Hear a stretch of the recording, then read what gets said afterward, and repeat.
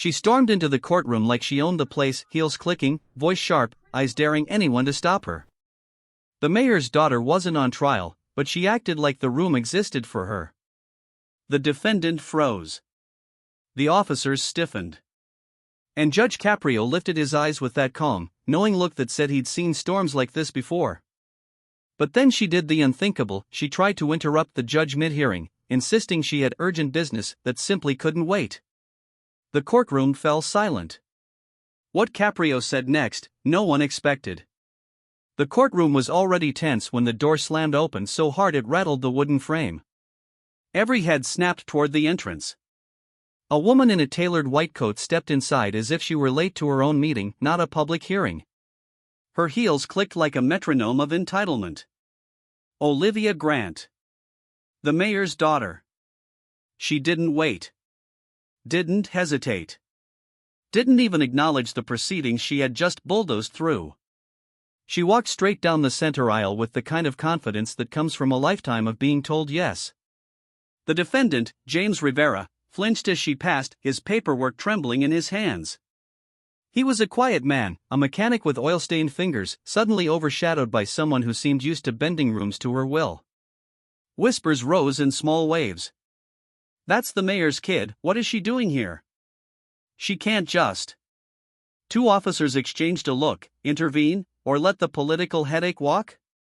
Neither moved. Olivia reached the bench, chin high, voice sharp. "I need a moment with you, Judge." Immediately.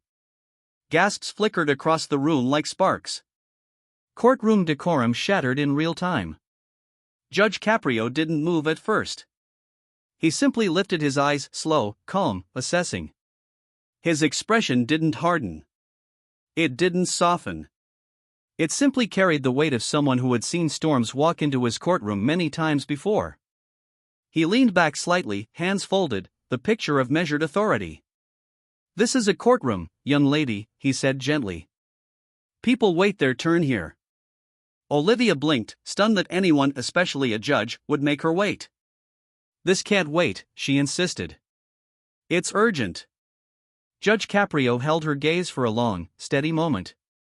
The silence was almost cinematic, the type that makes a viewer lean closer to the screen. Even the air felt frozen. Then he spoke again, still calm, still unshaken. "Everyone here believes their matter is urgent." A murmur swept through the gallery. The power dynamic had shifted, just slightly, but unmistakably. Olivia's shoulders tightened, her jaw ticking in irritation. James lowered his eyes, unsure whether to feel invisible or relieved that the judge hadn't let the interruption swallow his case entirely. The room hung between two worlds, privilege demanding attention, justice refusing to bow. And in that delicate balance, a storm quietly formed behind Olivia's polished exterior. Have you ever seen someone walk into a courtroom like this? For a long second, Olivia didn't move. She stood in front of the bench as if the air itself owed her space. Her chin lifted a little higher, shoulders squared, eyes burning with disbelief. Someone in the gallery whispered, "She really thinks she runs this place," and the murmur spread like a small current through the room. Judge Caprio didn't raise his voice. He didn't lean forward. He simply let the silence work for him, a silence that made Olivia shift her weight, just slightly, as if the floor had lost its certainty. "Young lady," he said, calm as a steady tide, "in this courtroom, everyone waits their turn." Everyone. The word everyone landed like a quiet verdict. Olivia blinked rapidly. "I'm not here for a hearing. I just need a minute. My matter is more pressing." Caprio finished for her, one eyebrow lifting a fraction. She hesitated. Power met patience, and patience didn't flinch. Across the room, James Rivera watched the exchange with the kind of stunned caution a man develops from years of being talked over. Even the officers shifted, unsure whether this confrontation would explode or dissolve. Olivia took a breath, clipped and irritated. "I'm the mayor's daughter. My father needs." Caprio gently raised a hand. Not forceful. Not dismissive. Just a controlled gesture that lowered the temperature of the entire courtroom. "I didn't ask who you are," he said. I asked why you believe your time is worth more than the people sitting behind you. Gasps fluttered from the benches. Olivia froze, the confidence wobbling for the first time. She opened her mouth, closed it, then tried again. I have an urgent document. A city issue. I can't wait through all this. Another ripple ran through the spectators. Caprio nodded slowly, giving her room, not approval, just rope. Then explain your urgency. Clearly. Olivia inhaled, ready to launch into a justification, unaware she was already revealing more impatience than importance. And as she spoke, the viewers at home would be asking themselves, should Judge Caprio have let her speak, or made her wait like everyone else? All eyes were still locked on Olivia, but the real story lived 2 steps to her left. James Rivera stood small behind the podium, his shoulders curled inward, fingers nervously gripping the edge as though it could keep him from disappearing completely. The moment Olivia entered, something inside him folded. He had been ready, prepared even to explain why he'd missed work, why he'd rushed here, why this hearing mattered. But her arrival sucked the air out of the moment, leaving him invisible in his own case. Judge Caprio noticed. He always did. His gaze slid from Olivia's blazing impatience to James's silent unraveling. The contrast was impossible to ignore, one person demanding the room, the other afraid to take even the sliver of space offered to him. Caprio leaned slightly forward, signaling a shift. The courtroom felt the change immediately, like a tide turning direction. Mr. Rivera, he said softly, you were about to speak. Please continue. The invitation was gentle, but it carried weight. James lifted his eyes, surprised to be centered again. His mouth opened just barely before Olivia's voice cut through like a blade. Your Honor, I told you, my issue is time-sensitive. The gallery reacted with an immediate chorus of whispers. Even the officers stiffened. The interruption wasn't bold anymore, it was dissonant, almost jarring. James's lips closed again, silence swallowing him whole. Caprio turned his head toward Olivia with a calm so sharp it felt like a reprimand delivered in slow motion. Miss Grant, he said, I will hear you when it is appropriate. Right now, it is not. She blinked, stunned at being dismissed. But he raised a single hand. Not forcefully. Just firmly enough to stop the room in place. The silence that followed wasn't empty, it thrummed with tension, like everyone was waiting to see if she would push again. This court, he continued, exists to protect the dignity of every person who stands before it. Mr. Rivera deserves his moment. And he will have it. A soft gasp drifted from the back row. James's throat tightened at the words, the validation hitting deeper than anyone expected. Olivia's chest rose sharply, her pride stung, her expression shifting from annoyance to something closer to disbelief. She wasn't used to being told no, especially not in front of an audience. James tried again. His voice came out thin at first, almost apologetic, as if he still needed permission to be heard. But Caprio's steady nod grounded him. The courtroom leaned in not for drama, but for truth finally given space. Before he spoke, the viewers watching would feel the tension tighten and ask themselves. Pause here, who do you think truly deserves the judge's attention? James took a slow breath, the kind a man takes when he isn't sure if his truth will matter. His fingers trembled against the podium. The room, moments ago filled with tension and whispers, fell into a rare, reverent stillness. I wasn't trying to ignore the ticket, Your Honor, he began, his voice barely above a whisper. I was at the hospital with my boy. He has cerebral palsy. Sometimes he gets these episodes. Breathing problems. Muscle spasms. His throat tightened. That day was bad. The gallery shifted. Even the benches seemed to exhale. James continued, voice cracking in places he tried to hold steady. I work 2 jobs. One at the shop. One night's at a warehouse. I don't get to miss shifts. But when the daycare called, I ran. The parking spot I took. I knew it wasn't right. But I couldn't think about anything except getting to him. Olivia's eyes, sharp moments ago, fluttered with uncertainty. The armor of privilege that wrapped her so tightly slipped just a little. James swallowed hard. I barely got someone to watch him today so I could be here. I didn't want to disrespect the court. I'm just trying to keep everything together. For the first time all morning, silence had weight, soft, heavy, human. Judge Caprio studied him, not with pity, but with the kind of understanding that only comes from decades of meeting people at their most vulnerable. His voice, when it finally came, was warm enough to steady James's shaking hands. Your son, he said gently, how old is he? 7, James replied. He loves space videos. Says he wants to be an astronaut someday. A faint, fragile smile touched his lips. Caprio nodded slowly, letting that innocence settle through the room. Children, he murmured, have a remarkable way of making us stronger than we ever believed we could be. Olivia shifted again.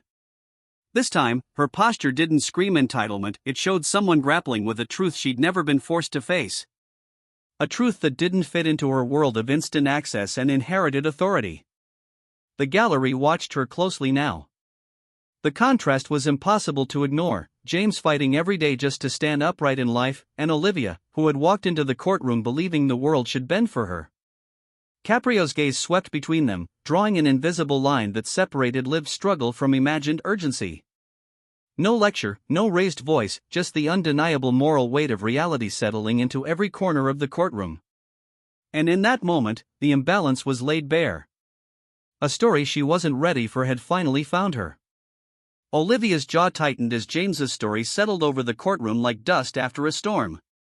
For a moment, she looked as if she might shrink back into her seat.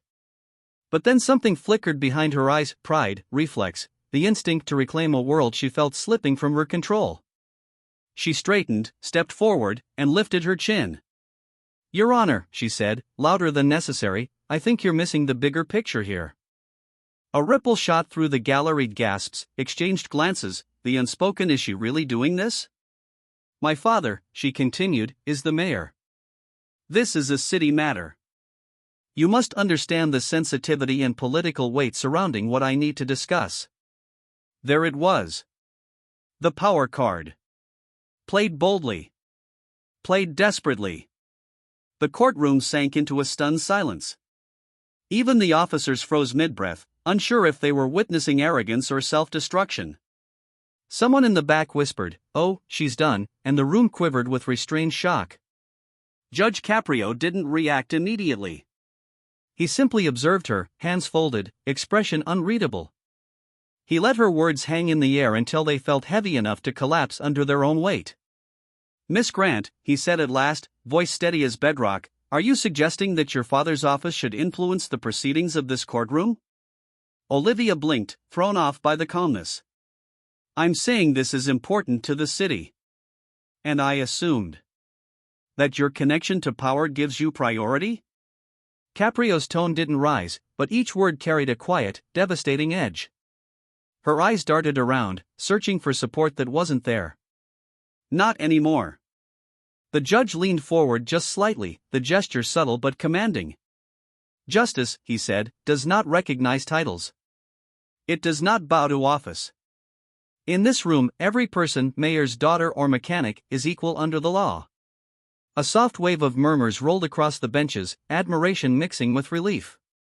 Olivia's throat tightened. Her confidence drained, replaced by a slow, dawning realization that she had misread the entire room, and the man leading it. Caprio continued, if your matter is truly urgent, it will be heard. But not at the expense of someone who has done nothing but respectfully wait his turn. Her shoulders slumped almost imperceptibly, but enough for the audience to see the power shift land. James watched quietly, the first signs of validation warming his expression. And somewhere in the sea of viewers watching from home, the question would echo. Have you ever seen someone try a power move like this in court? The courtroom was still humming with the fallout of Olivia's failed power play when Judge Caprio shifted his attention back to James. The change was subtle, but it carried weight, like a spotlight turning to the person who had earned it. He leaned forward, eyes gentle but intent. Mr. Rivera, he said, what keeps you going? The question struck the room like a soft bell, unexpected, profound, impossible to answer without touching truth. James blinked, confused at first. Then he exhaled slowly, the tension in his shoulders melting into something more vulnerable. "My son," he said. "It's always my son." The courtroom stilled. "He wakes up early," James continued, voice strained but steady. "He has trouble with his muscles, but he tries anyway. Every day, he tries. And when I see that, I don't have room to quit. Not with everything he's fighting just to move, just to smile." A faint tremble touched his words. "Not weakness, heart. I work late. I get tired.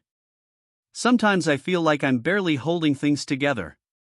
But then he'll look at me and say, 'Dad, tomorrow will be better.'" James swallowed, fighting emotion.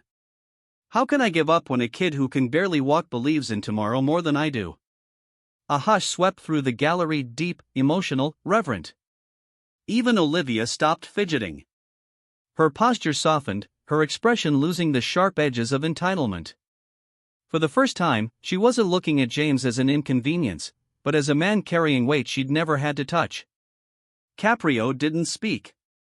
He let James's words settle into the wood, the walls, the hearts of everyone in the room. This was the kind of evidence no document could hold, a portrait of character painted in struggle, sacrifice, and quiet resilience. When the judge finally spoke, his voice held a gravity that made every person lean forward.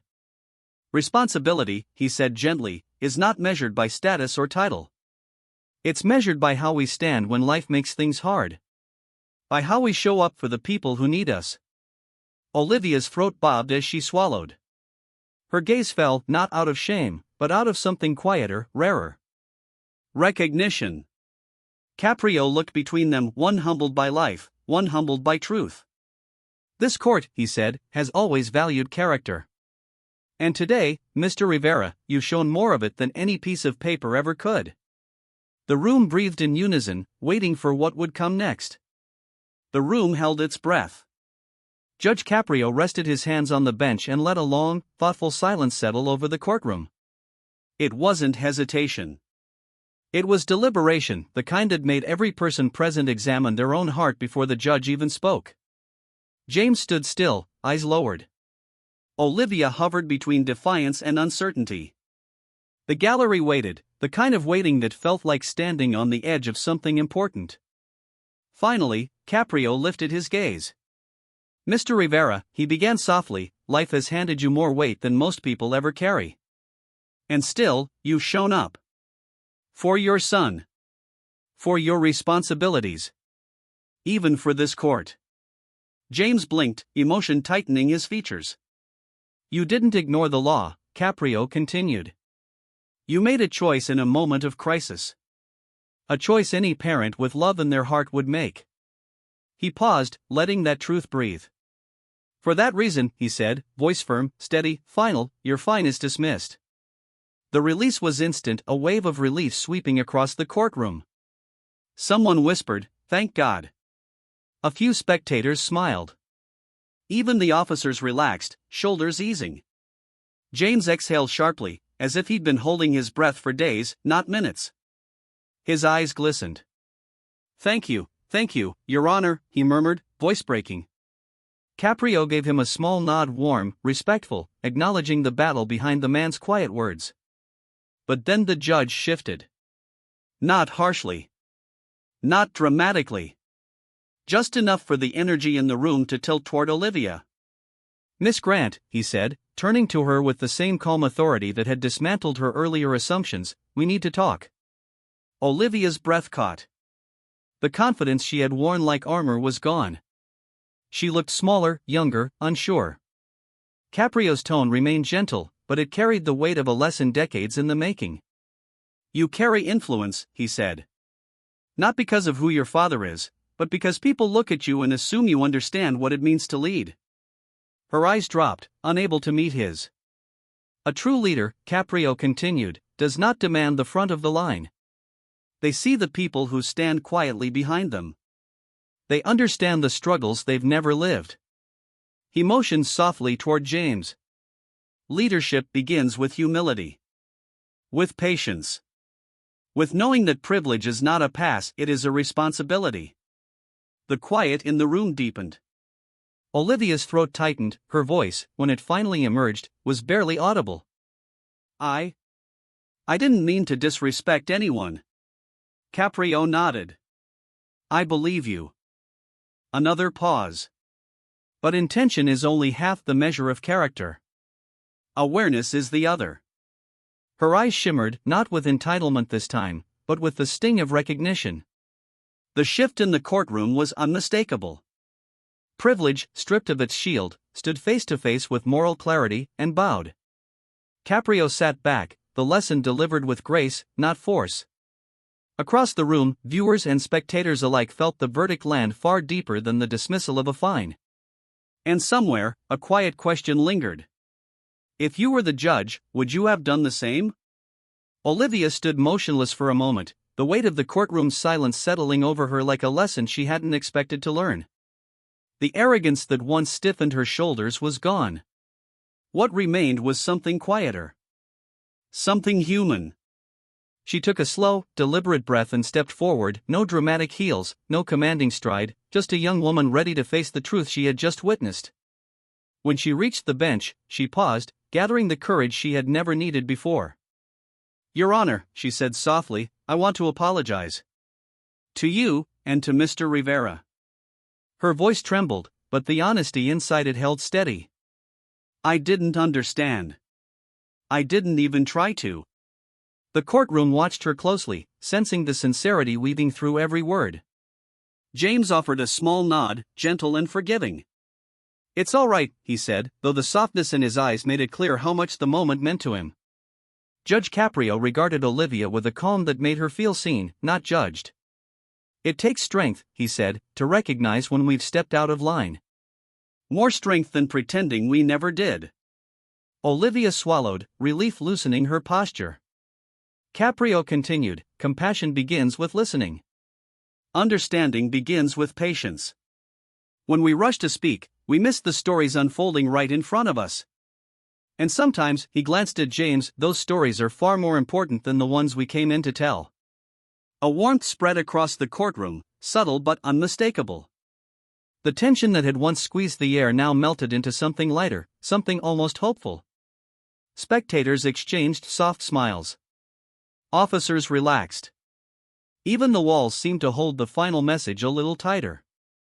James breathed easier, the first true ease of the morning.